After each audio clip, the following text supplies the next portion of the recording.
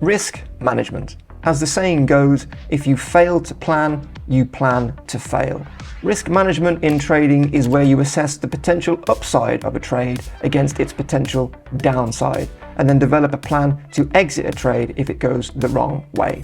Minimizing loss is the key, preserving capital is the aim. Firstly, let's take a look at the differences between short to medium term trades versus long-term trades and how you would approach each differently in terms of risk management. For short to medium term trades, your risk management approach should contain the following.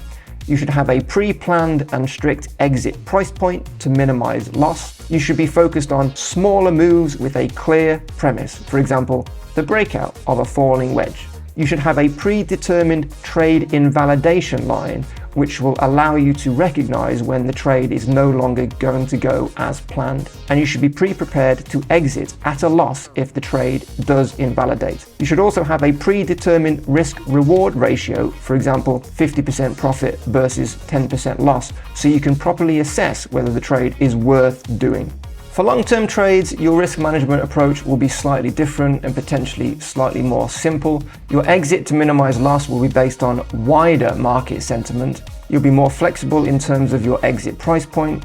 You'll be less concerned with minor dips into loss and more focused on the bigger moves across longer periods.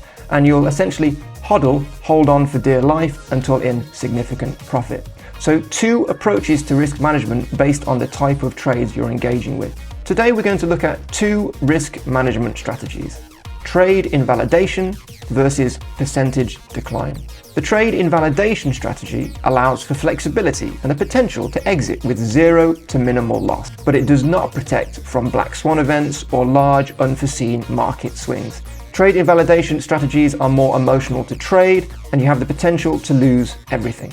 On the flip side, the percentage decline strategy guarantees a predetermined percentage loss if the trade invalidates, but it protects from black swan events or large unforeseen market swings. Percentage decline strategies are less emotional to trade, and the potential for loss is capped. Let's now take a look at both of these approaches in a real-world trading scenario. So in this scenario, I entered a short trade here. I'd been assessing the price action and it had 2 previous attempts to break to the upside against probabilities, and it failed to do so, while we had these wicks and minor little breakdowns here. So 70% chance of a break to the downside. The patterns existed for a while. I'm expecting to enter here and for the price action to break down and hit my price target. However, because Bitcoin's price action is very bullish, it has broken to the upside. In this instance, I'm using an invalidation strategy for my risk management, which means I will wait for the premise of the trade to be invalidated before I look to exit. And in this case, with a rising wedge, an invalidation of this pattern will be a break against probabilities to the upside. Now, this is exactly what happened. So as a trader, I'll be watching the price action come down, not break through this support line, and then continue upwards. But I won't exit the trade until a point of invalidation has occurred. So in this case, the second the price action comes up from this line and then performs a retest is the point of invalidation. In these instances, the price action came up but came straight back down again and failed to flip this line from resistance to support. But in this instance, the price action came up, successfully flipped the resistance line to support, and then continued upwards. So I would be looking to exit on the retest, as that is the point of invalidation for my trade. I would have incurred a 2% loss versus 8% potential gains, but that is how you would use an invalidation strategy for your risk management. You would wait for the premise of the trade to be invalid and then exit. If I was trading the same setup with a percentage decline risk management strategy, this is what would happen. I enter the trade here, again, presuming the price action is going to break down because of the probabilities of this particular pattern, but it does not. And in this case, I have a stop loss and automatic exit order on the exchange where I bought in. So when the price action comes up to this upper trend line and hits my stop loss price point, I exit the trade at a guaranteed loss of 2.4% in this instance.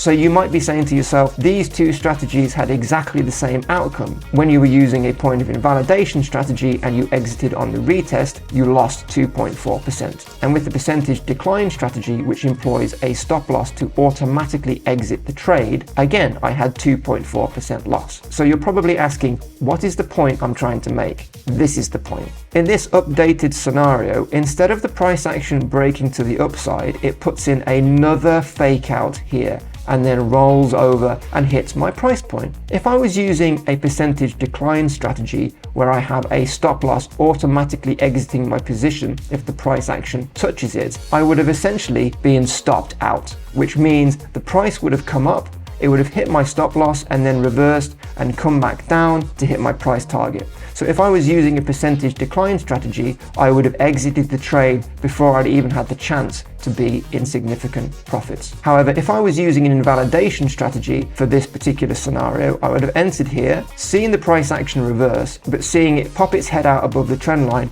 not successfully flip it from resistance to support because it doesn't put in a successful retest, not exit the trade having seen this, and then just ride it all the way down until it hits my price target, a successful trade, benefiting from the added flexibility using an invalidation strategy offers. However, as you can see, if the price action as it did goes to the upside, the stop loss can protect you from greater loss. But it also makes you susceptible to liquidity grabs and fake outs when the price goes in the wrong direction and then reverses quickly. And just to clarify what a stop loss is, it is a sell order on a crypto exchange like Binance or Coinbase that will automatically exit a trade if the price action reaches a specified point, typically if the price goes in the wrong direction.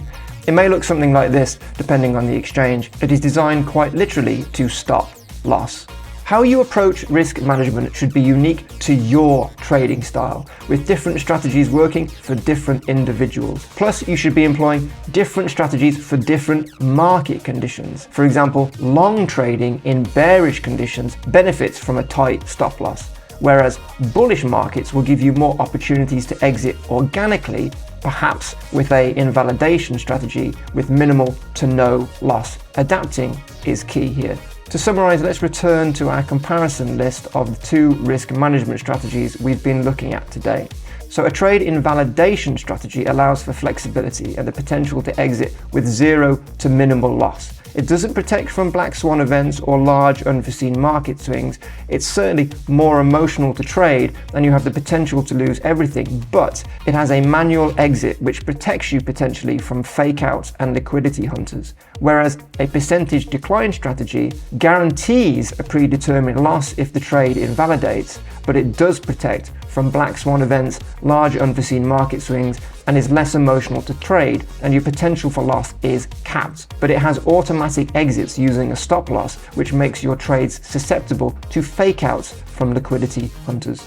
Having a plan, any plan, to stop emotional trading will improve your success rate. Forgetting to plan is forgetting to win, and if you don't consider risk management before entering a trade, you are just rolling the dice.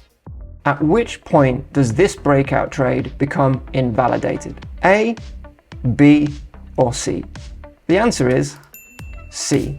A breakout trade is essentially where you're trying to flip a trend line from resistance to support. Until you know whether or not that attempt has been successful, your trade is not invalidated. So even though at point A the price action has come back down below the trend line, it hasn't provided any evidence that the attempt at flipping this line from resistance to support has been a failure. Case in point, the price action comes back up. It then comes back down, doesn't offer any confirmation that this line has flipped from resistance to support, but still doesn't provide any evidence that it's not going to happen. Again, the price action comes back up. A potential for this flipping from resistance to support is still on the cards. So point B is not where the trade becomes invalidated, but it is a lower high, and that is a warning sign. But it's only till the price action comes back down again and then puts in a bearish retest of this trend line, giving us the evidence that this is still resistance and not support. So this is the point where the trade becomes invalid, and this is the point where I would be looking to exit if I was employing a invalidation strategy in terms of risk management. In the next video, we will take a look at TradingView, the platform for viewing interactive price charts and conducting market analysis. So stay tuned for that. Until then.